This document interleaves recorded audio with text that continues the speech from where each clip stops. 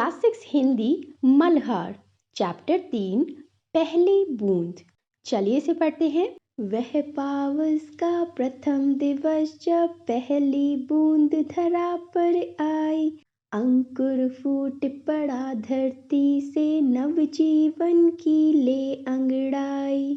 वह पावस का प्रथम दिवस जब, पावस का मतलब होता है बरसातों का महीना और दिवस का मतलब होता है दिन। तो बरसातों के महीने का वो पहला दिन, पहली बूंद, धरा का मतलब होता है पृथ्वी, जमीन। तो पहली बूंद जब जमीन पर गिरी, अंकुर फूट पड़ा धरती से। अंकुर का मतलब होता है बीज और फूट पड़ा मतलब वो स्प्राउट हो गया। जब भी हम मिट्टी में बीज डालते हैं उसके बाद हमें पानी देना होता है ना, तो पानी पड़ते ही वो बीज फूट जाता है, मतलब स्प्राउट हो जाता है, अंकुरित हो जाता है, उसमें से पौधा निकलना शुरू हो जाता है, नवजीवन की ले अंगड़ाई। और जब वो निकलता है तो कैसा लगता है, जैसे नवजीवन मतलब न्यू लाइफ, जैसे उस बीज को एक नई जिंदगी मिल गई है, फिर से एक बड़ा सा पौधा और पेड़ बनने के लिए। आपने देखा है जब हम जागते हैं तो कैसे अंगड़ाई लेते हैं, बहुत खुशी सी होती है ना। तो ऐसे ही खुद को स्ट्रेच करता हुआ बड़ी खुशी के साथ बीज से पौधा बाहर आ रहा है। तो इस पूरे पैराग्राफ का क्या मतलब हुआ, बारिश के महीनों में वो पहला दिन जब बारिश की बूंदें धरती पर पड़ी, तब धरती में पड़ा हुआ वो अंकुर बीज फूट गया और उससे अंगड़ाई लेता हुआ एक नया जीवन, एक न्यू लाइफ मतलब एक नया पौधा निकलने लगा और निकल आया। ओके। धरती के सूखे अधरों पर गिरी बूंद अमृत से आकर, वसुंधरा की रोमावली सी हरी धूप पुल की मुस्काई। कब? जब पहली बूंद धरा पर आई। धरती के सूखे अधरों पर, अधरों का मतलब होता है होठ। आपने देखा है जब हमें प्यास लगती है तो हमारे होठ सूखने लगते हैं, है ना, तभी तो हमें मालूम पड़ता है कि हमें प्यास लग रही है ना। तो ऐसे ही यहाँ पर कवि कल्पना कर रहे हैं कि धरती के सूखे अधर मतलब धरती की सूखी मिट्टी, वो उसके अधर के समान कह रहे हैं। ओके। गिरी बूंद अमृत सी आकर, अमृत क्या होता है, अमृत वो होता है जो मरती हुई चीज में जान फूंक देता है, मतलब जिसमें जान आ जाती है फिर से वो जीवित हो जाती है। तो यहाँ पर कह रहे हैं कि गिरती हुई बूंद, ऊपर से जो बारिश हो रही है वो सूखी धरती के लिए अमृत जैसी है। वसुंधरा की रोमावली सी, वसुंधरा पृथ्वी और धरा का एक पर्यायवाची है। ओके। इसका मतलब हम धरती भी कह सकते हैं, पृथ्वी भी कह सकते हैं। रोमावली सी, रोमावली क्या होती है, रोम छिद्र देखे हैं आपने, अपने स्किन पर छोटे छोटे छेद होते हैं, उनमें से बाल निकले होते हैं, है ना। तो ऐसे ही इसमें कह रहे हैं कि पृथ्वी की रोमावली आ गई है, मतलब उसमें से छोटे छोटे छोटे छोटे सी घास निकली आई है। कौन सी घास निकली है, हरी दूब पुल की मुस्काई। दूब घास आपने देखी है, ये एक वैरायटी होती है घास की। तो धरती की रोमावली सी निकली आई है, मतलब धरती में से घास निकली आई है। पुल की मुस्काई, पुल की मतलब फूट आना, निकल आना, अचानक से निकल आना, और मुस्काई मतलब खिलखिला रही है, मुस्कुरा रही है। कभी हर चीज को, जैसे फूल हुए और घास हुई, इन चीजों को मुस्काना बताते हैं, मतलब वो खुश हैं, उन्हें नया जीवन मिला है, वो हरे भरे हैं, खिलखिला रहे हैं, खुश हैं। तो इस पूरे पैराग्राफ का क्या मतलब है कि धरती के सूखे होठों पर ये बारिश की बूंदें अमृत के समान गिर रही हैं, और जिसने पृथ्वी के ऊपर छोटी छोटी घास को उगा दिया है। किसने? पहली बारिश की बूंदों ने। आसमान में उड़ता सागर लगा बिजलियों के स्वर्णिम पर, बजा नगाड़े जगा रहे हैं बादल धरती की तरुणाई। कब? जब पहली बूंद धरा पर आई। आसमान में उड़ता सागर, आपने देखा है कि बादल कैसे बनते हैं, बारिश कैसे होती है। पृथ्वी पर जितना भी पानी पाया जाता है, चाहे वो नदियों का हो, समुद्र का हो, तो वो पानी भाप में बदलकर ऊपर आसमान में चला जाता है, और वही भाप जो ठंडी होती है तो फिर वो बादलों का रूप ले लेती है, और जब उन बादलों में घर्षण होता है तो फिर वो जमी हुई बूंदें ऊपर से नीचे गिरने लगती हैं, और नीचे की गर्माहट से वो पानी बन जाती हैं। ऐसे बारिश होती है ना। तो कवि कह रहे हैं कि आसमान में उड़ता सागर, आसमान में ऊपर सागर मतलब समुद्र, ऊपर समुद्र चला गया है, उड़ रहा है। अब उड़ रहा है तो उसके पंख होंगे, तो उसके पंख क्या है? बिजलियों के। आपने देखा है बारिश में बिजली कड़कती है बड़ी जोरों की।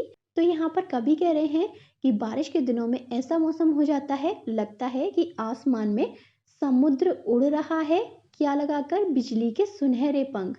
बिजली जब चमकती है, आपने उसकी लाइट देखी है, थोड़ी सी येलो कलर की, थोड़ी सी ब्लू कलर की होती है ना, तो उस येलो कलर को कवि कह रहे हैं स्वर्णिम, मतलब सोने जैसा।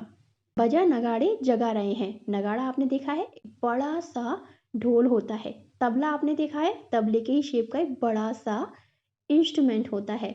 उसे जब बजाते हैं तो उसकी इको साउंड इतनी ज़्यादा बड़े एरिया में जाती है, बहुत ज़्यादा तेज़ आवाज़ करता है, तो उसे हम कहते हैं नगाड़ा।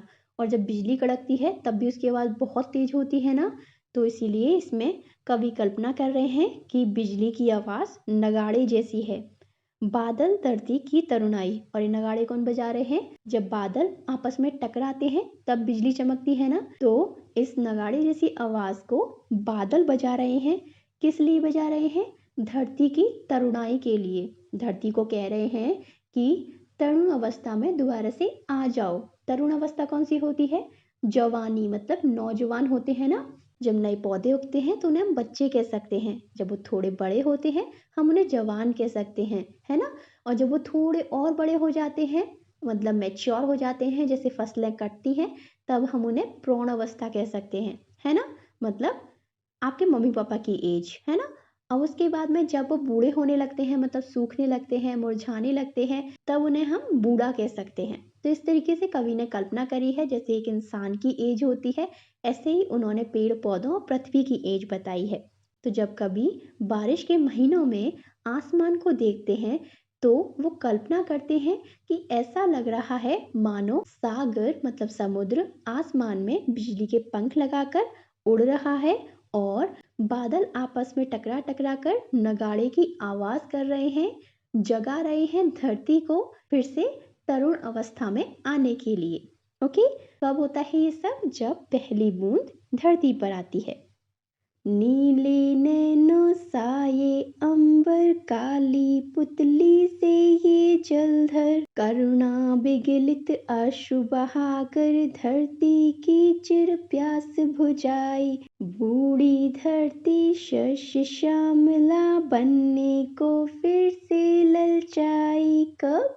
जब पहली बूंद धरा पर आई। नीले नैनो साये अंबर, नयन होते हैं आंखें, और अंबर आसमान का पर्यायवाची होता है। मतलब आसमान को हम आसमान भी कह सकते हैं, आकाश भी कह सकते हैं, अंबर भी कह सकते हैं। ये तीनों नाम आसमान के ही होते हैं। ओके, तो यहाँ पर कवि अब कल्पना करते हैं कि आसमान ऐसा लग रहा है जैसे वो नीली आंखें हों, और काली पुतली से ये जलधर। काली पुतली, हम सबकी आंख में एक पुतली होती है ना, तो ऐसे ही कवि कह रहे हैं कि आसमान में भी एक काली रंग की पुतली नजर आ रही है, और वो क्या है? जलधर, मतलब बादल, जो जल को धर के बैठे हैं, रख कर बैठे हैं, है ना। बादलों में ही तो पानी होता है ना, तो इसीलिए वो उसे जलधर कह रहे हैं। कवि कह रहे हैं कि उन्हें आसमान नीली आंखों जैसा नजर आ रहा है, और बादल उसकी काली पुतली के समान लग रहे हैं। करुणा बिलगित अश्रु बहाकर, करुणा का मतलब होता है दया, काइंडनेस। बिगलित का मतलब होता है पिघल कर बहना, मतलब फ्लो करना। अश्रु का मतलब होता है आंसू, है ना, टीयर्स। बहाकर मतलब नीचे गिराना। तो दया से पिघल कर आंसू नीचे गिरा रहा है, धरती की चिर प्यास बुझाई। किस लिए? जिससे धरती की, चिर का मतलब होता है बहुत लंबे समय से चली आ रही, प्यास का मतलब होता है थ्रस्ट, राइट, बुझाई। तो यहाँ पर कवि कल्पना कर रहे हैं कि ऐसा लग रहा है जैसे बादलों को दया आ रही है, और वो दया के कारण पिघल के अपने आंसुओं को नीचे गिरा रहे हैं, जिससे धरती की लंबे समय से चली आ रही प्यास को शांत किया जा सके, बुझाया जा सके। बूढ़ी धरती शस्य श्यामला। बूढ़ी धरती, मैंने आपसे कहा था ना, धरती की 4 स्टेज बताई जाती हैं, जैसे एक इंसान की होती है ना। कवि ऐसे ही कल्पना करते हैं। बूढ़ी धरती मतलब सूख चुकी धरती माता। शस्य श्यामला, शस्य श्यामला का मतलब होता है फिर से हरी भरी हो जाना, फिर से फसलों का उग आना और पक जाना। ओके, बनने को फिर से ललचाई। क्या बनने के लिए ललचाई है? शस्य श्यामला। फिर से हरी भरी होने के लिए, फिर से फसलों को उगाने के लिए, फिर से बीज बनाने के लिए, फिर से फल बनाने के लिए, फिर से फूल बनाने के लिए। ओके, कैसे? जब पहली बारिश की बूंद नीचे गिरती है। तो इस पूरे पैराग्राफ का क्या मतलब हुआ? कवि को बारिश के दिनों का आसमान नीली आंखों जैसा लग रहा है और काले काले बादल उसकी पुतली जैसे लग रहे हैं। और वो कहते हैं कि इस आंख से दया के आंसू निकल रहे हैं, जो पृथ्वी की लंबी समय से चली आ रही प्यास को बुझाना चाहते हैं, और चाहते हैं कि बूढ़ी हो चुकी पृथ्वी फिर से शस्य श्यामला हो जाए, फिर से हरी भरी हो जाए। ये कविता गोपाल कृष्ण कौल ने लिखी है। चलिए कवि के बारे में थोड़ा और जानते हैं कवि से परिचय में। धरती के सूखे अधरों पर पहली बूंद के गिरने का अद्भुत दृश्य रचने वाले बाल साहित्यकार गोपाल कृष्ण कौल ने बच्चों के लिए देश प्रेम, प्रकृति और जीव जंतुओं से जुड़ी बहुत सी मनोरम कविताएं लिखी हैं। अपनी एक अन्य कविता हम कुछ सीखे में वे कहते हैं, देश हमें देता है सब कुछ, हम भी तो कुछ देना सीखें। इस प्यारी सी कविता को आप सर्च करके पढ़ सकते हो। ओके, आगे बढ़ते हैं। मेरी समझ से नीचे दिए गए प्रश्नों का सटीक उत्तर कौन सा है? उनके सामने तारा यानी स्टार बनाइए। पहला है, कविता में नव जीवन की ले अंगड़ाई किसके लिए प्रयुक्त हुआ है? किसके लिए हुआ है? अंकुर के लिए, है ना, मतलब बीज के लिए। बीज में से अंगड़ाई लेता हुआ पौधा बाहर आ रहा है। ओके, अगला है, नीले नैनो साये अंबर, काली पुतली से ये जलधर। में काली पुतली है, क्या है? मैंने बताया था ना, काले काले बादल, है ना। तो यहाँ पर हम लगाएंगे बादल। अब अपने मित्रों के साथ चर्चा कीजिए कि आपने ये उत्तर क्यों चुने। तो हमने क्यों चुने? हमने कविता पढ़ी, उसे अच्छे से समझा, इसीलिए हमने इन उत्तरों को चुना, क्योंकि यही इसका सही मतलब है, मीनिंग है ना। आगे बढ़ते हैं, मिलकर करें मिलान। कविता की कुछ पंक्तियां नीचे दी गई हैं। इन पंक्तियों में कुछ शब्द रेखांकित हैं। दाहिनी ओर रेखांकित शब्दों के भावार्थ दिए गए हैं, इनका मिलान कीजिए। आसमान में उड़ता सागर। यहाँ पर उड़ता सागर का मतलब क्या है? मैंने बताया था ना, नदियों और समुद्र का पानी भाप बनकर ऊपर जाता है, ऊपर के टेम्परेचर के कारण ठंडा हो जाता है, जिससे बादल बनते हैं, और वो बादलों में इतना पानी भरा होता है जैसे कोई ऊपर भी एक और समुद्र हो। ओके, तो इसे हम मिलाएंगे बादल से। उड़ता सागर का मतलब बादलों से है, पानी से भरे हुए बादल। बजा नगाड़े जगा रहे हैं। बजा नगाड़े, नगाड़े की आवाज बहुत तेज होती है ना, और जब बादल आपस में टकराते हैं तो उससे बिजली बनती है और उससे बहुत तेज आवाज होती है ना। तो इसे हम मिलाएंगे मेघ गर्जना से। मेघ बादलों का पर्यायवाची है, और गर्जना मतलब आवाज करना, बहुत जोर की आवाज करना। नीले नैनो साये अंबर। नीले नैन किसे कह रहे हैं? उन्हें आसमान नीली आंखों जैसा लग रहा है, जिसमें काले काले बादल पुतली जैसे लग रहे हैं, है ना। तो हम इसे मैच करेंगे आकाश से। वसुंधरा की रोमावली सी। तो रोमावली किसे बताई गई है? दूब घास को, इसीलिए हम इसे मिलाएंगे हरी दूब से, मतलब घास से। आगे बढ़ते हैं, पंक्तियों पर चर्चा। कविता में से चुनकर कुछ पंक्तियां नीचे दी गई हैं, इन्हें ध्यान से पढ़िए और इन पर विचार कीजिए। आपको इनका क्या अर्थ समझ में आया? अपने विचार कक्षा में अपने समूह में साझा कीजिए और अपनी लेखन पुस्तिका में लिखिए। पहला है, आसमान में उड़ता सागर लगा बिजलियों के स्वर्णिम पर, बजा नगाड़े जगा रहा है बादल धरती की तरुणाई। हम यहाँ पर लिख सकते हैं कि कवि कल्पना कर रहे हैं कि सुनहरी बिजलियों के पंख लगाकर आसमान में सागर मतलब समुद्र उड़ता प्रतीत हो रहा है, और बादल धरती को फिर से हरा भरा बनाने के लिए बहुत जोर से आवाज कर रहे हैं। ओके, अगला है, नीले नैनो साये अंबर, काली पुतली से ये जलधर। करुणा विलगित अश्रु बहाकर धरती की चिर प्यास बुझाई। हम यहाँ पर लिख सकते हैं कि कवि कल्पना कर रहे हैं कि आसमान नीली आंखों जैसा लग रहा है और पानी से भरे बादल उसकी काली काली पुतली जैसे लग रहे हैं, और धरती की लंबी समय से चली आ रही प्यास को बुझाने के लिए बादल दया से पिघलकर आंसुओं को, बूंदों को नीचे गिरा रहे हैं। ओके, आगे बढ़ते हैं सोच विचार के लिए। कविता को एक बार फिर से पढ़िए और निम्नलिखित के बारे में पता लगाकर अपनी लेखन पुस्तिका में लिखिए। पहला है बारिश की पहली बूंद से धरती का हर्ष कैसे प्रकट होता है। हर्ष का मतलब खुशी। हमें कैसे पता चल रहा है कि जब बारिश की बूंदें धरती पर पड़ रही हैं तो धरती को खुशी हो रही है। अगर हम कविता में देखेंगे तो हमें पता चलता है कि बीजों से नए पौधे आने लगे हैं, हरी हरी घास उगने लगी है, सूखी धरती फिर से गीली गीली हो गई है। उसी के साथ फसलें बड़ी होने लगी हैं और पकने लगी हैं।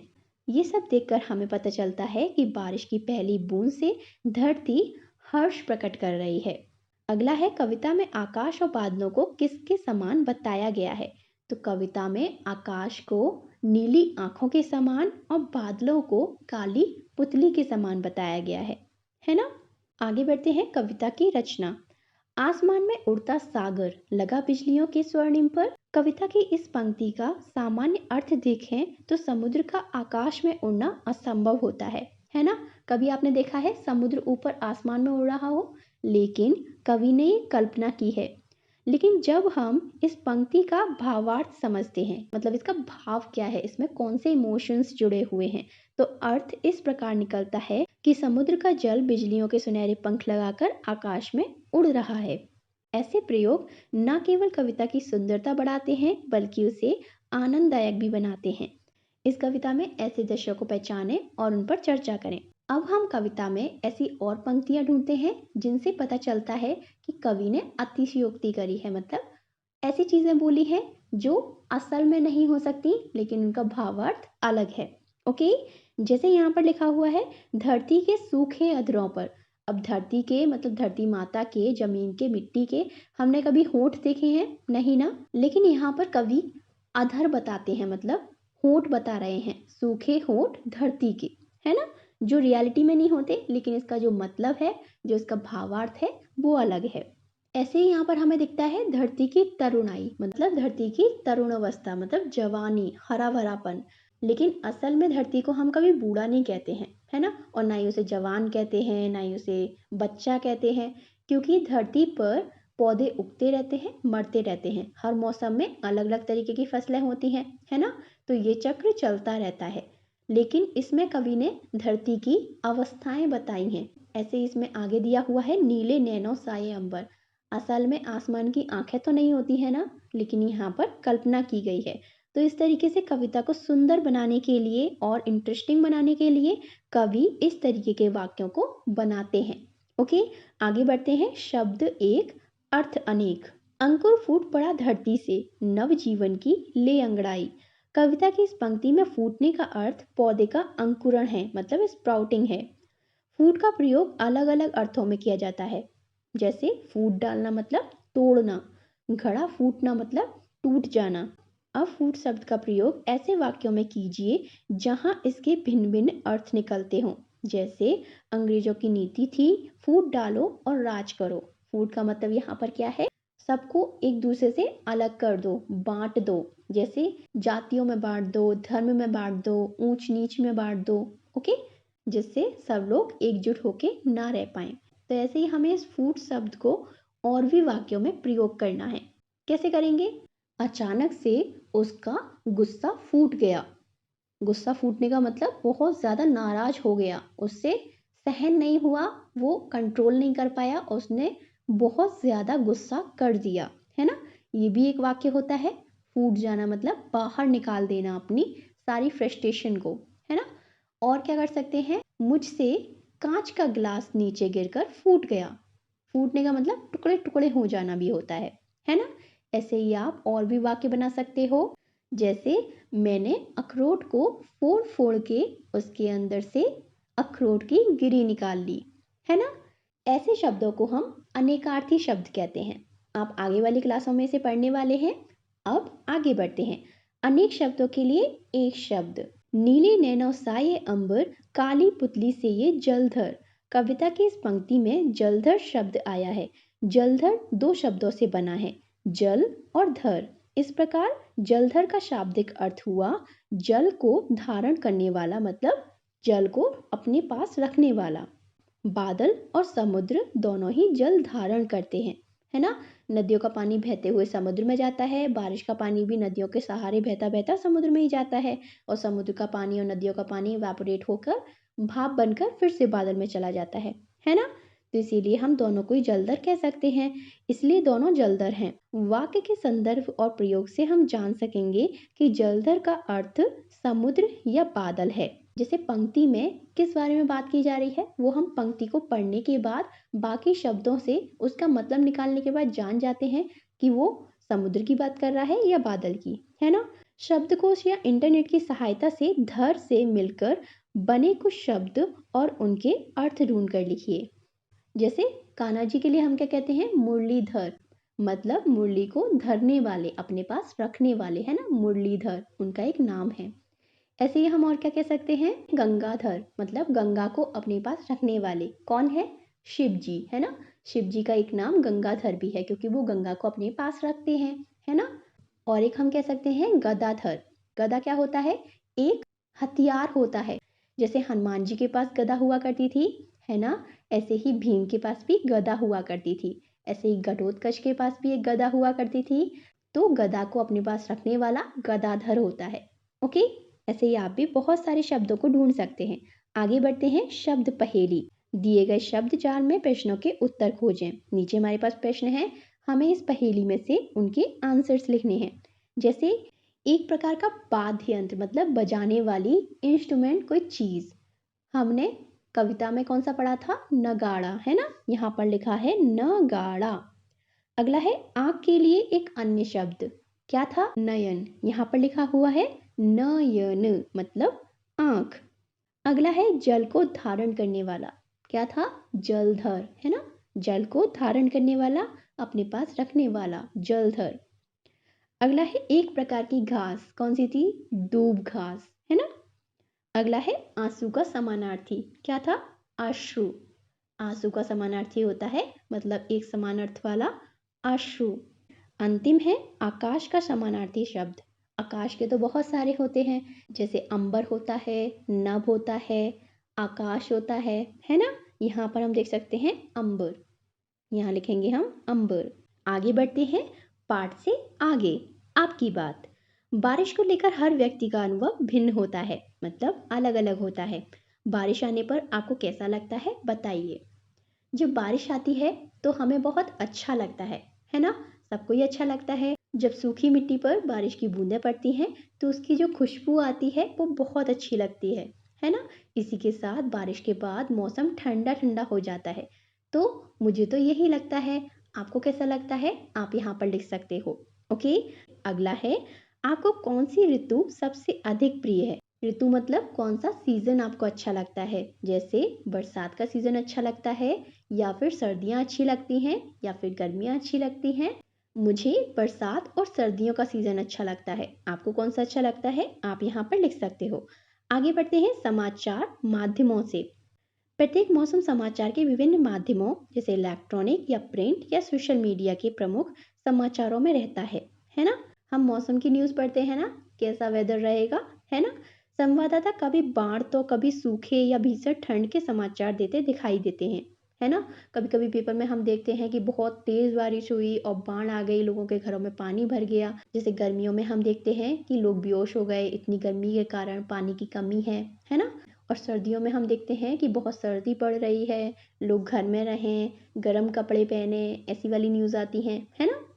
आप भी बन सकते हैं संवाददाता। संवाददाता कौन होते हैं, जो समाचार को लिखते हैं। हम ये कैसे लिखेंगे, अत्यधिक गर्मी, सर्दी या बारिश में आपने जो स्थिति देखी है उसका आंखों देखा हाल अपनी कक्षा में प्रस्तुत कीजिए। आप कैसे करोगे, आपके जो खुद के एक्सपीरियंसेस हैं, आपने जो आसपास में देखा गर्मियों में, सर्दियों में, तो आप यहाँ पर वो चीज़ लिख सकते हो और फिर उसे पढ़कर सुना सकते हो। ओके, आगे बढ़ते हैं, सृजन मतलब किसी चीज़ को नाम देना। ओके, नाम देना भी सृजन है।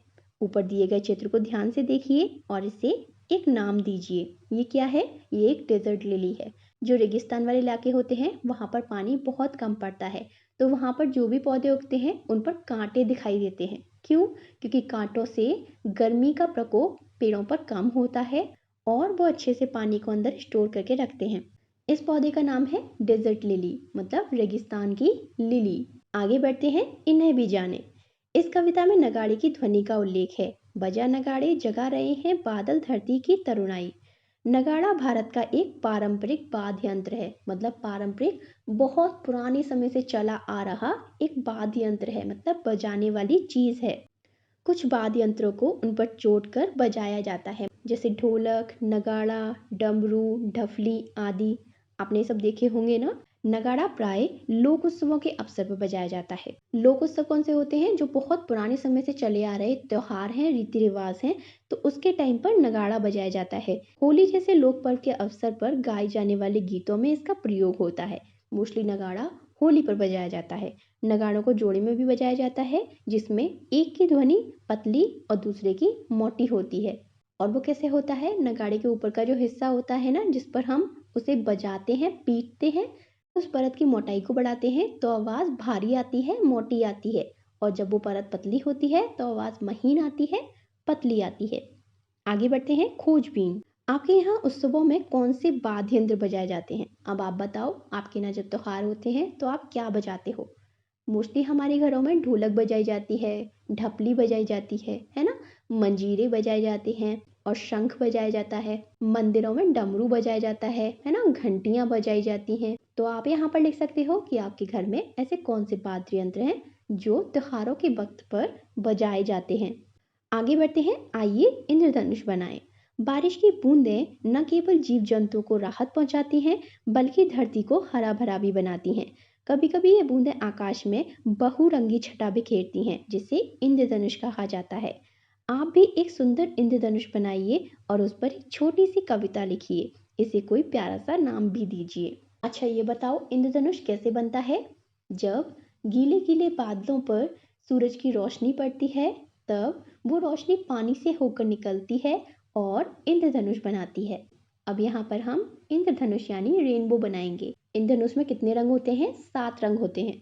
सबसे ऊपर होता है लाल, फिर होता है नारंगी, फिर होता है पीला, फिर होता है हरा, फिर नीला, फिर जामुनी, फिर बैंगनी। ओके, अब हमें इस पर कविता बनानी है, तो कैसे बना सकते हैं? मैंने कुछ लिखा है, चलो पढ़ते हैं। गीले बादलों पर सूरज की रोशनी ने अंबर को रंगों से भर दिया, आकाश को एक इंद्रधनुष से और भी सुंदर कर दिया। आगे बढ़ते हैं। झरोखे से एक बूंद। यहाँ पर हमारे पास एक और कविता है, चलो पढ़ते हैं। ज्यों निकलकर बादलों की गोद से थी अपनी एक बूंद कुछ आगे बढ़ी, सोचने फिर यही मन में लगी, आह क्यों घर छोड़कर मैं यूं बढ़ी। मतलब बूंद कह रही है कि जैसे ही मैं बादलों की गोद से नीचे गिरी, बादलों से होते हुए नीचे गिरी, तब मैं सोचने लगी अपने मन में कि मैं क्यों ही अपने बादलों के समान घर को छोड़कर निकली। ये कविता अयोध्या सिंह उपाध्याय हरिओद ने लिखी है। अब ये चैप्टर यहाँ पर खत्म होता है। अगर आपके मन में कोई सवाल हो तो आप मुझसे पूछ सकते हो, मैं आपको ज़रूर उत्तर दूंगी। और अगर आपको वीडियो अच्छा लगा हो तो वीडियो को लाइक करो और चैनल को सब्सक्राइब कर दो। आप इस वीडियो को आगे भी शेयर कर सकते हो। अब मैं आपसे अगले वीडियो में मिलूंगी, तब तक के लिए अपना ख्याल रखो, खुश रहो, बाय बाय।